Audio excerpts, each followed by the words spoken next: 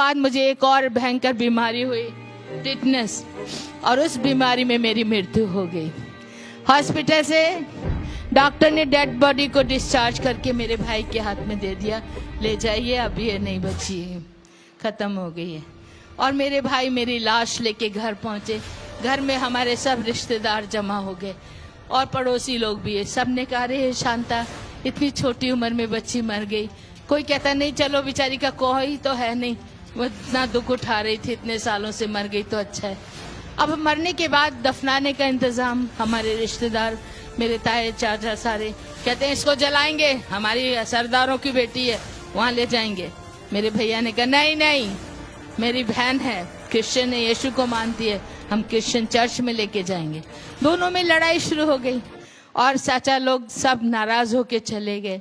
उसके बाद मेरे भाई एक पादरी साहब के पास गए, दिल्ली के बिशप बने थे बाद में वो, पहले उस समय पादरी थे, पादरी एरिक विक्टर जोनाथन। उनको जाके, एंग्लिकन चर्च है, उनको बोला मेरी बहन को दफनाने के लिए आपके कब्रिस्तान में जगह मिलेगी। उन्होंने कहा हमारे यहाँ तो जिनका चर्च में मेंबरशिप होती है उनके लिए ही जगह होती है। मेरे भाई ने कहा चलो मेंबरशिप जो भी रहती है आप ले लो, मेरे बहन को अपने कब्रिस्तान में जगह दे दो, जो भी पैसा लगेगा मैं दूंगा। पादरी साहब हमारे घर आए, आके मेरी लाश को देखा। लाश को देखने के बाद कहते हैं इसको नहला पिला के ही तो कपड़ा डालेंगे, कफन ले जाएंगे कब्रिस्तान में, तो मैं ऐसा करता हूँ इसी में मैं बपतिस्मा भी दे देता हूँ, ताकि कोई पूछे तो मैं बता सकूंगा कि मैंने बपतिस्मा दिया। और उन्होंने हमारे घर में एक बड़ा वाटर टैंक था, उसमें बपतिस्मा भी दे दिया और कफन बॉक्स लेके आ गए, कपड़े सफ़ेद ला के मुझे पहना दिया गया और मेरी लाश को सजा के रख दिया। ये सब करते देखा बाद में, अरे बाप रे, टाइम तो हो गया, अभी तो कब्रिस्तान नहीं ले जा सकते, रात हो गई है, आज की रात लाश को ऐसे रहने देते हैं, कल सवेरे लेके जाएंगे। और ये कह के पादरी और उनके साथ आए चर्च के मेंबर दुआ करके चले गए। उनके जाते ही हमारे आस पड़ोस के लोग जो बैठे थे वो भी धीरे धीरे उठ के चले गए। मेरे ब्रदर साधु किशन सिंह अकेले थे और वहाँ पर उनको अच्छा नहीं लग रहा था, दुख भी लग रहा था, क्योंकि वो मुझे बहुत प्यार करते थे। मम्मी पापा के मरने के बाद मेरे भैया ने ही मुझे माँ का बाप का प्यार दिया था, वो ही मुझे पालते थे और उनको दुख भी लग रहा था। लेकिन कहते हैं आप क्या कर सकते हैं, जो हो गया हो गया, चलो अभी इस लाश के पास सारी रात क्या बैठूंगा, मैं भी थोड़ी देर सो लेता हूँ। और इतना कह के मेरे भाई ने क्या किया, अपनी बाइबल ली और मेरे सिर के पास रख दी और स्वयं जाके अपने बेड में लेट गए। लेटने से पहले उन्होंने कहा प्रभु जी जो कुछ तूने किया अच्छा किया है, आगे जो तेरी मर्जी है कर, मेरी बहन की आत्मा को तेरे हाथों में सौंप देता हूँ। जैसे ही उन्होंने प्रभु को समर्पण किया करके और जाके वो सो गए, उनके सोते ही प्रभु ने अपना काम शुरू कर दिया। हालेलुया। अचानक मेरे रूम में एक बड़ी लाइट आई और लाइट के बाद दो एंजल दो तरफ आके खड़े हो गए, मेरे बेड के एक इस तरफ एक इस तरफ। और उन एंजलों ने, एक ने मेरा ये हाथ पकड़ा, दूसरे ने ऐसे हाथ पकड़ा। मैं बड़ी हैरान, मैं ये क्या है, इतने बड़े बड़े स्वर्गदूत क्या करने जा रहे हैं। और वो मुझे उड़ा के इसी तरह उठा के स्वर्ग की ओर ले चले। हालेलुया। बहुत सुंदर लग रहा था वो दृश्य, बादलों पर इस तरह मैं चल नहीं रही थी, हवा में उड़ रही थी। हालेलुया। और वो स्वर्गदूत मुझे बहुत सुंदर जगहों से घुमाते, बहुत खूबसूरत बगीचों में से लेकर तरह तरह के फल फूल और बड़ी सुंदर सुंदर लाइटें, रोशनियां जो इस संसार की नहीं स्वर्ग की थी मैंने देखी। और वहाँ बहुत से लोग सफ़ेद वस्त्र पहने, सिरों पर सोने के मुकुट लगे, प्रभु की महिमा स्तुति आदर सम्मान कर रहे। उन लोगों ने मुझे देखा, सब खुशी से मेरा आदर कर रहे। मैं हैरान, अरे ये लोग मुझे जानते हैं क्या।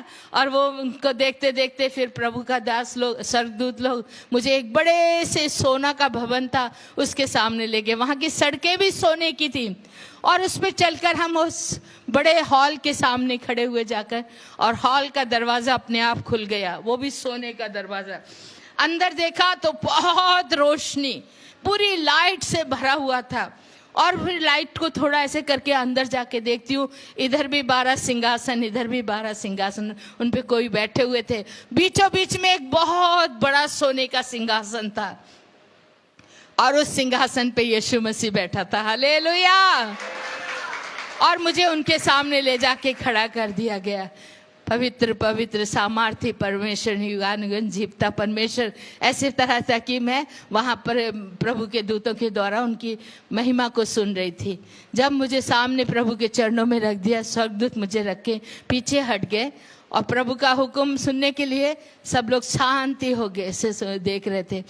मैं नीचे पैरों को देख रही थी प्रभु के, और मेरा मन खुशी से झूम रहा था। अरे वाह, मैं कितनी भाग्यशाली हूँ, मुझे सीधा स्वर्ग में प्रभु के चरणों में आना पड़ा है।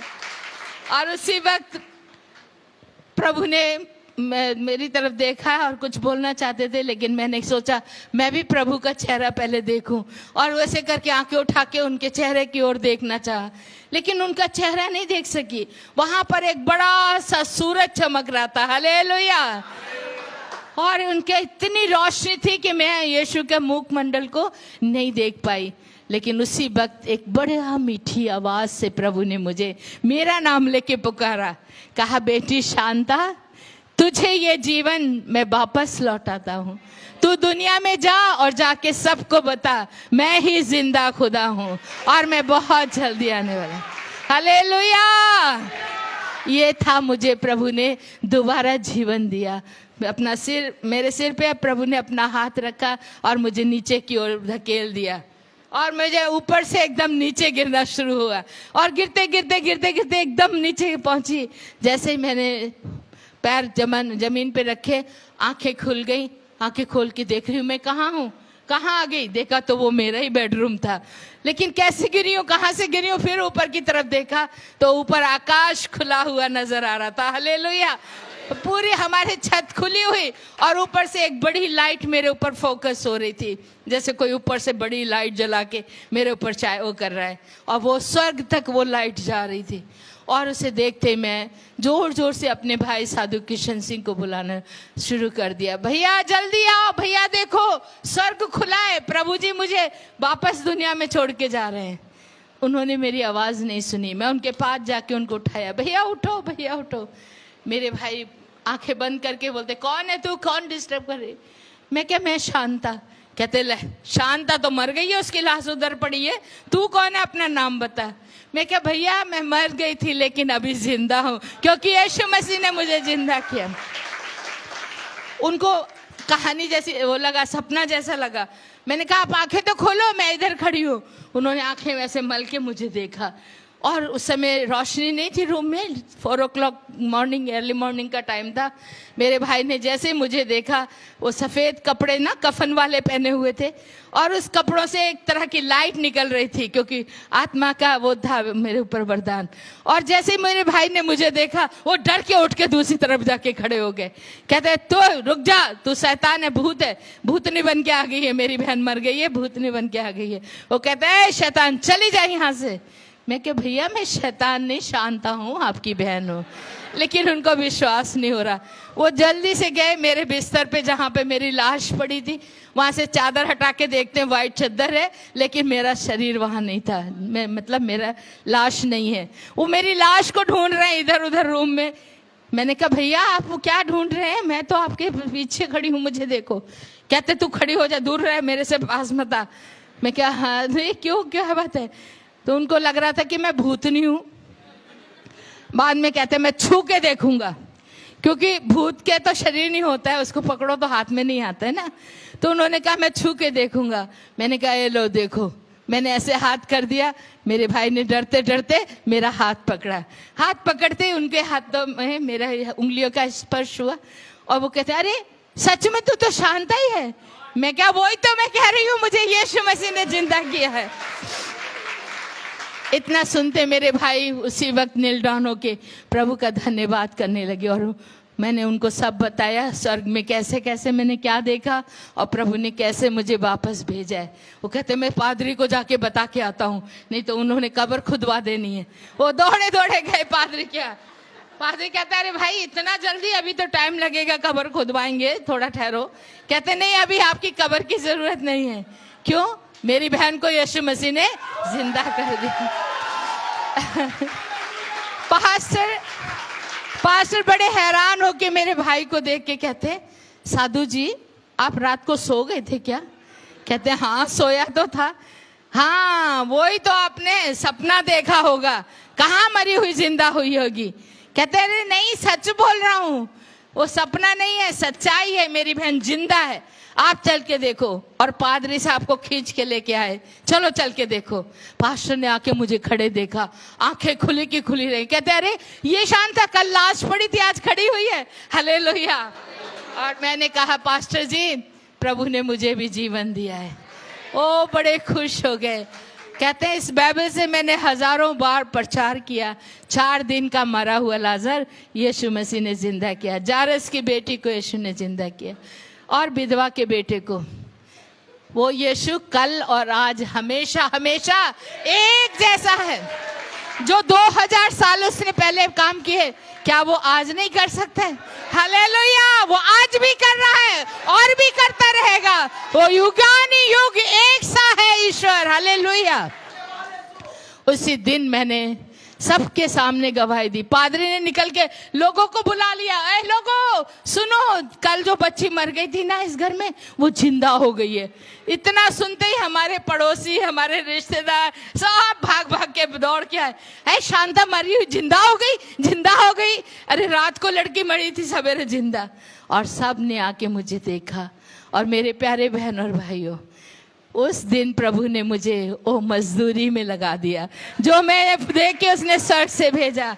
जा और जाके बता। मैंने सब लोगों को एक बात बताई, यीशु मसीह ही जिंदा खुदा है। स्वर्ग में और कोई दूसरा खुदा है ही नहीं, और वो फिर जल्दी आने वाला है।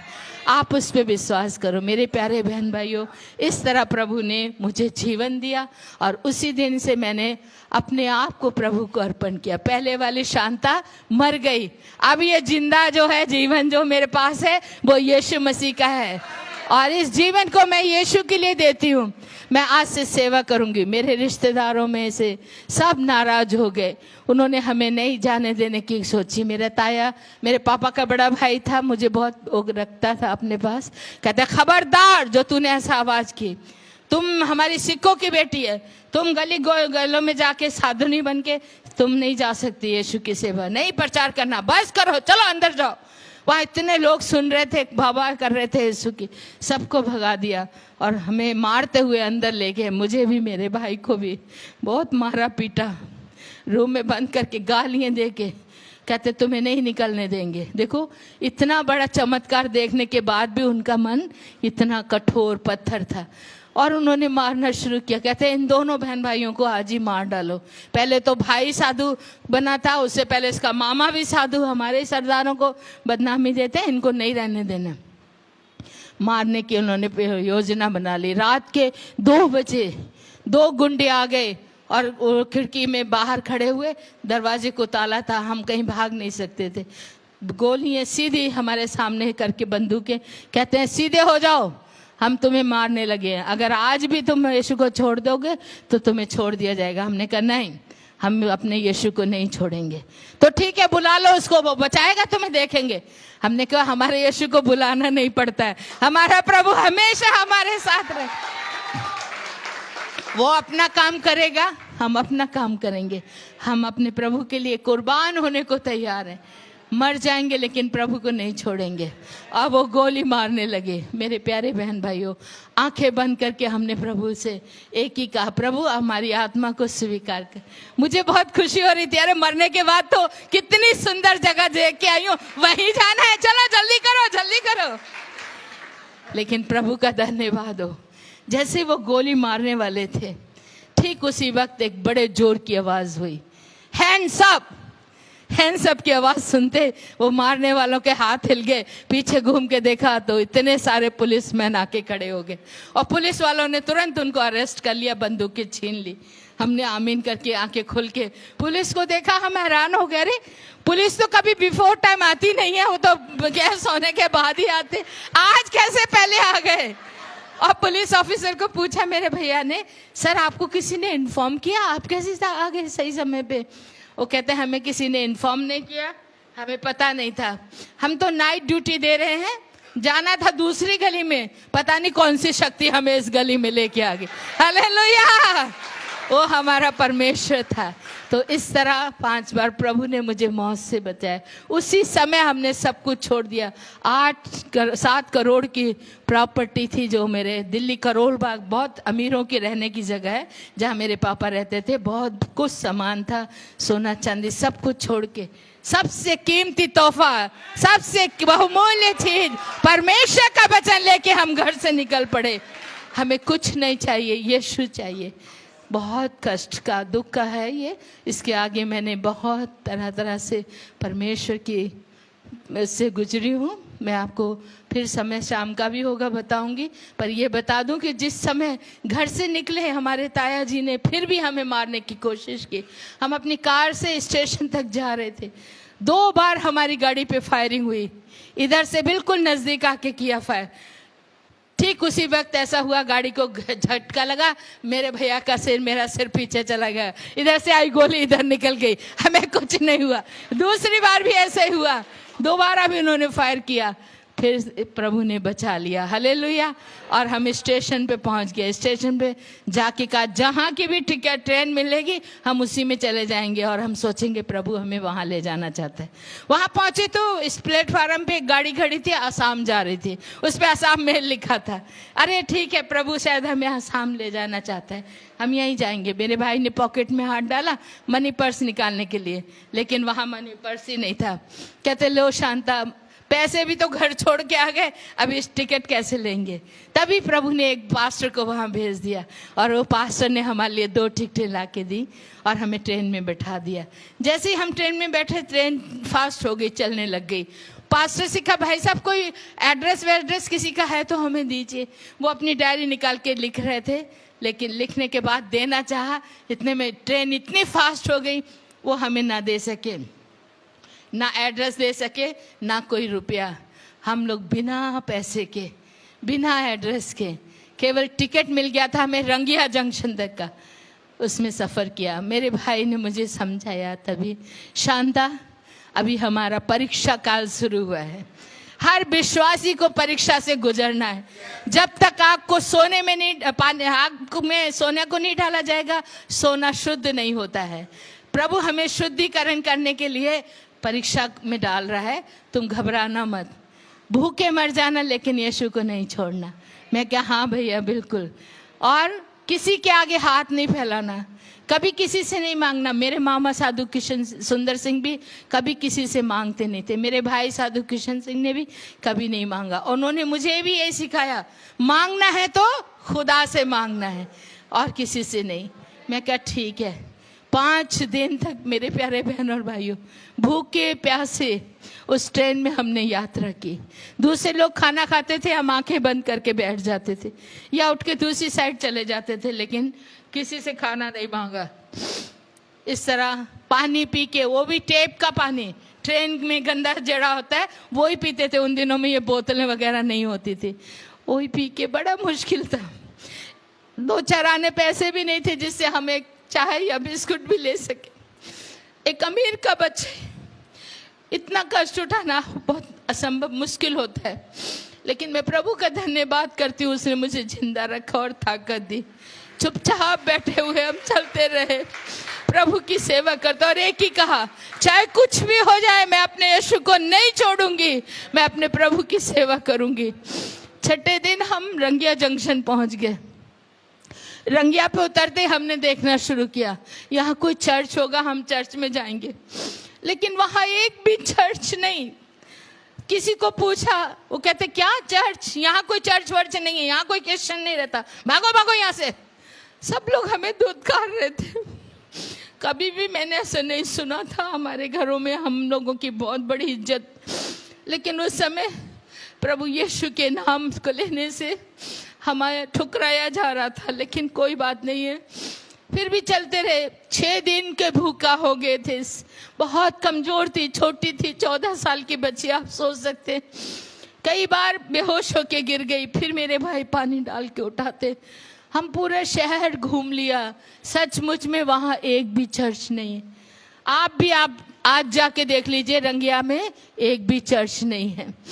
थक के हार के फिर स्टेशन पे आके बैठ गए, और स्टेशन पे बैठ के रो के प्रार्थना करते हैं, प्रभु जी तेरी क्या मर्जी है हम नहीं जानते, तू यहाँ हमें क्यों लाया है तू ही बता। जब हम प्रार्थना कर रहे थे, एक बंगाली बुढ़ा हमारे पास आके खड़ा हो गया और आके कहते, बंगाली में बोलते हैं कथे जाबन काके बिसारेन, मतलब कहाँ किसको ढूंढ रहे हो, कहाँ जाओगे।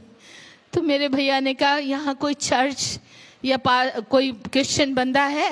वो कहते एक है ने क्यों ना, मैंने यहाँ कोई नहीं है, यहाँ से दूर एक गांव है हरी सिंगा, वहां जा सकते हैं, वहां पर मिशन हॉस्पिटल है, मिशन स्कूल है, उधर ही क्रिश्चियन लोग रहते हैं और इधर कहीं भी नहीं है। जैसे सुना मेरे भाई को मुझे अच्छा लगा, ठीक है बड़ी बढ़िया बात है। कैसे जाते हैं? वो कहते हैं वो सामने टैक्सी खड़ी है, बस खड़ी है, वहां जाओ, वहां से सीधा बस लेके जाएगा। लेकिन बस में जाने के लिए हमारे पास पैसे नहीं है। मेरे भाई ने उनको कहा भैया कोई पैदल चल के जाने वाला शॉर्टकट है तो बताओ। कहते हाँ हाँ है ना, रेलवे लाइन के ऊपर चल के जा सकते। रेलवे लाइन के ऊपर? कहते हाँ। कितना होगा? नहीं ज्यादा नहीं है, 10 किलोमीटर ही है। क्या बोला? ज्यादा नहीं है, 10 किलोमीटर। जो घर में अमीरों के घरों में पले बड़े बच्चे, क्या जिनके पास कार है, 2-2 कारें मेरे पापा ने मेरे लिए मेरे भाई के लिए छोड़ी थी, कभी हम पैदल नहीं चले।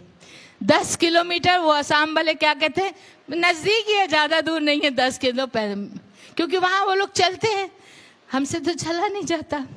मेरे भाई ने मुझे कहा चलो शांता हम जाएंगे। मैं क्या भैया बिल्कुल नहीं, मैं तो खड़ी भी नहीं हो सकती हूँ, 6 दिन की भूखी प्यासी और मेरे पैर छिल चुके थे। मैंने कहा नहीं मैं नहीं जा सकती, यहीं हम भूखे मर जाएंगे, लेकिन हम नहीं जाएंगे। मेरे भाई ने कहा हमारा यीशु जिंदा खुदा है, वो भूखे मरने नहीं देता है। शेर के बच्चे तो भूखे मर जाएंगे, लेकिन प्रभु अपने बच्चों को भूखे मरने नहीं देता। हालेलुया। और कहते आओ हम तेरे लिए प्रार्थना करेंगे। मेरे भाई ने मुझे खड़ा करके मेरे सिर पे हाथ रख के मेरे लिए प्रार्थना की, ऐ पिता मेरी बहन को शक्ति दे, ये कमजोर है, बच्ची है, ताकत दे कि हम उस गांव तक जाएं और तेरे लोगों से मिलकर तेरी महिमा कर सकें। जैसे प्रार्थना हुई उसी वक्त आत्मा का अभिषेक उतरा। हालेलुया। और मैं उछलने लगी, एकदम मैं खड़ी हो गई। मैं कहा हाँ भैया अभी ठीक हूँ, चलो चलती हूँ, और चलना शुरू कर दिया। और कहाँ, वही रेलवे लाइन के ऊपर बड़े बड़े पत्थरों पर चल के, कांटे और बिच्छू भरे रास्तों पर, बहुत मुश्किल था। उसी सफर पर चलते जा रहे, चलते चलते कितनी बार मेरा पैर फिसल गया, गिर गए, कांटे चुभे पैरों में, पत्थर से कट गया, गिरते ही चोट लगी, हाथ पैर घुटने छिल गए, वहां से भी खून बह रहा है, सिर पे ट्रैक पे गिरी, ट्रैक लगा सिर पे, यहाँ से भी खून बह रहा था, पूरा खून ही खून बहता जा रहा था, और फिर भी मैं चलती जा रही थी। मेरे भाई ने मुझे देखा, मेरी आंखों से आंसू बह रहे थे। कहते शांता ये तो गलत कर रही है तू। मैं कि क्या, ये तेरी आंखों से आंसू क्यों निकल रहे? प्रभु का वचन में क्या लिखा है? याकूब 1 अध्याय 2 पद में लिखो, पर देखो वहां लिखा है, ऐ मेरे भाइयों जब तुम्हें तरह तरह की परीक्षाओं से गुजरो तो तुम क्या करना? आनंद मनाना। हालेलुया। मेरे भाई कहता है आनंद मनाओ, खुशी मनाओ, नचो ते गाओ। मैं क्या, इसी हालत में कौन गा सकता है, कौन नाच सकता है? मेरे भाई कहते हैं हम करेंगे, चलो हम लोग गाना गाते जाएंगे। मुझे उठाया, मेरे पैरों में बिल्कुल बहुत छाले पड़ चुके थे, जोंकें भी लगी हैं, वहां से हमें बहुत जोंकें होती है रास्तों पर, इतनी मोटी मोटी जोंकें, पूरा पैरों से खून बह रहा था। हम चलते जा रहे, हमारे खून के पैरों के निशान बनते चले जा रहे थे। साधु सुंदर सिंह मेरे मामा जी जब लद्दाख तिब्बत में गए थे, बर्फ के ऊपर उनके खूनों के पैरों के निशान, तो उनको ब्लीडिंग फीट अपोस्टल का नाम से जाना जाए। आज मैं और मेरे भाई कभी उसी रेलवे लाइन पर खून के निशान पड़े हुए हैं जहां से हम चल के गए। रात के 12 बजे जाके उस गांव में पहुंचे, बहुत मुश्किल था। पहुंचने के बाद एक घर को दरवाजा जाके खटखटा, भाई साहब दरवाजा खोलिए। बाहर क्रॉस का निशान था, इसलिए हमने सोचा एक जरूर क्रिश्चियन घर है। दरवाजे पे आवाज दी, नहीं खुला। फिर मैं चिल्लाई, aunty ji, mummy ji, please दरवाजा खोलो। फिर उनको ऐसा लगा रे कोई बच्ची की आवाजें खोलते हैं, नहीं तो आसाम में जल्दी कोई नहीं निकलता है, रात को सब डरते हैं, और कई आतंकवादी शक्तियां हैं वहां पर, अल्फा वगैरह, वो लोग रात को आते हैं, तो इसलिए मुश्किल था। मेरे भाई ने कहा भाई साहब दरवाजा खोलो। जैसे ही मेरी आवाज गई तो उन्होंने दरवाजा खोला, और दरवाजा खोल के वो दोनों हस्बैंड वाइफ दरवाजे में आ गए। आते ही कहते हैं कौन है आप, कहाँ से आए हैं? मेरे भाई ने कहा मेरी बहन शांता, मैं साधु किशन सिंह, हम लोग साधु सुंदर सिंह के भांजा और भांजी हैं। जैसे ही बोला साधु सुंदर सिंह के भांजा भांजी हैं, उस भाई ने तुरंत मेरे भाई को गले लगा लिया, और उस माँ ने मुझे, अरे साधु सुंदर सिंह के रिश्तेदार, आइए आइए, आपका स्वागत है, अंदर आइए। और अंदर ले जाके उन्होंने लाइट में रोशनी, मतलब लालटेन की रोशनी में, जब हमारे पैरों को जख्मी देखा, शरीर में जगह जगह खून बहते देखा, वो कहते क्या हुआ, किसी ने मारा पीटा? हमने कहा नहीं, हम लोग पैदल चल के आए। कहाँ से? रंगिया से हरिसिंगा तक। बाप रे, इतना मुश्किल रास्ता, आप लोग कैसे बच के आ गए? हमने कहा हमारा यीशु लेके आया, हालेलुया, नहीं तो हमें आना मुश्किल था। उन्होंने गर्म पानी से हमारे पैर वगैरह धोए, दवाई लगाई। बाद में वो माँ मुझे कहती, बेटी कुछ खाना खाया तुमने? मैं कहा नहीं, खाना नहीं खाया। कब से नहीं खाया? मैं क्या आज 6 दिन हो गए। क्या 6 दिन से खाना नहीं खाया? मैं कहा 5 दिन ट्रेन में थे, कुछ नहीं मिला, आज रंगिया जंक्शन पे पूरा भूखे पड़े रहे। वो सुन के रोने लगे, कहती मैं अभी खाना बनाती हूँ। हमने कहा अभी रात के 2 बज गए, 2:30 बज गए, अभी रहने दो, कल सवेरे खाएंगे। वो कहती नहीं, मैं अभी बनाऊंगी। उसी रात को उस बहन ने खाना पका के हमें खिलाया, हालेलुया। इस तरह वहाँ आसाम में हम पहुँचे, और प्रभु ने हमें वहाँ पर बहुत जगह जगह पर बड़े दुखों के बीच से निकाल कर वहाँ पर हमारी सेवकाई को बढ़ाया। अभी भी हम वहीं हैं, और वहाँ पर हमारे पास अभी प्रभु ने एक आश्रम दिया है। भाई राय जाके देख कर आए हैं, और यहाँ से और भी 2-3 लोग गए, हमारे आश्रम को देखा। आज प्रभु ने हमें सब कुछ दिया है। मत्ती 6:33 में लिखा है, पहले परमेश्वर की राज और धर्म की खोज करो तो तुम्हें सब कुछ दिया जाएगा। तो मेरे प्यारे बहन और भाइयों, उस परमेश्वर ने बड़ी बड़ी संकट मुसीबतों से हमें बचाकर यहाँ तक लाया है, और आगे भी वो ही चलाएगा, क्योंकि वो जिंदा खुदा है, हालेलुया। और वो अपने लोगों की सुधि रखता है, कभी नहीं छोड़ता, कभी नहीं भूलता। आंखें बंद करेंगे, प्रार्थना में जाएंगे। अगर कोई चाहता है उनके लिए स्पेशल प्रार्थना हो, बीमार हैं या बे औलाद हैं, प्रभु ने मुझे वरदान दिया, किसी के बच्चे नहीं होते तो उनके लिए प्रार्थना करती हूँ तो तुरंत प्रभु देता है। बहुत सी गवाहियाँ हैं। ऐसे लोग भी मेरे से मिलना चाहें तो उनके लिए प्रार्थना करूँगी, और अभी अगर खड़ा होना चाहते हैं तो खड़ा हो जाएंगे। कोई बीमार है तो वो भी खड़े हो सकते। किसी नौजवानों में किसी को नौकरी की ज़रूरत है, समस्या है, या परिवार में लड़ाई झगड़ा, किसी भी तरह का दुख परेशानी है, आप खड़े हो सकते। कर्जे के नीचे दबे हुए हैं, उससे भी प्रभु छुटकारा देगा। पिता आप सबों को आशीषित करे। प्रार्थना करेंगे, आंखें बंद कर लें, चुपचाप से प्रभु की ओर ध्यान दें।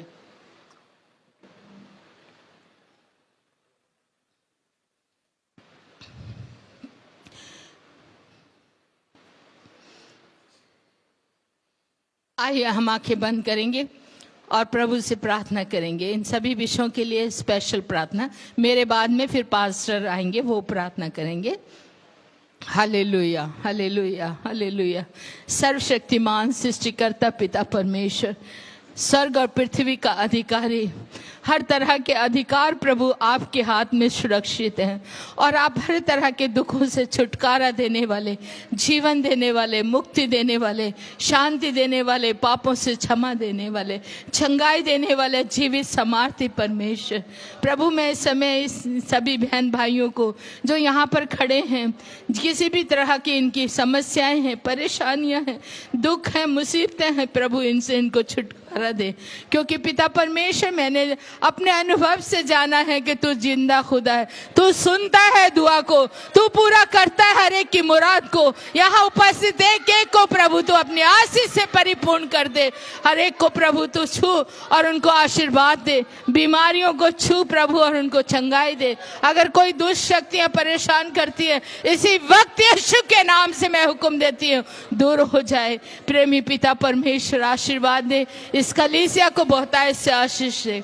प्यारे पिता परमेश्वर, कलीसिया के पादरी साहब, सिस्टर और यहाँ जितने भी सेवक तेरे हैं, इन सभी सेवकों को प्रभु जी बहुतायत से आशीष प्रदान प्रदान कर। इस प्रोग्राम में जितने लोगों ने सहयोग दिया उनके लिए भी प्रार्थना है प्रभु, उनको भी आशीषित कर। दयालु पिता परमेश्वर सबके साथ हो, अपने नाम की महिमा होने दे पिता परमेश्वर। अद्भुत चमत्कारी हाथों को रख, छू ले पिता, छू प्रभु हर एक को, एक एक के ऊपर तेरे करुणा का हाथ रख दे पिता, और ये चंगाई तेरी ओर से उतरे। यीशु मसीह तू महान जीवित परमेश्वर, दया कर प्रभु जी, दया कर। जो बहनें बांझ अपने आप को कहती हैं, कहलाती हैं, उनको तू छू प्रभु जी, अपनी आशीष से परिपूर्ण कर पिता परमेश्वर। वो भी संतान प्राप्ति करके प्रभु तेरे नाम को महिमा आदर सम्मान दे सके। थैंक यू जीसस, धन्यवाद प्रभु। प्रार्थना को सुनने के लिए तेरा धन्यवाद करती हूँ, यीशु मसीह के नाम से मांगते हैं, आमीन, हालेलुया।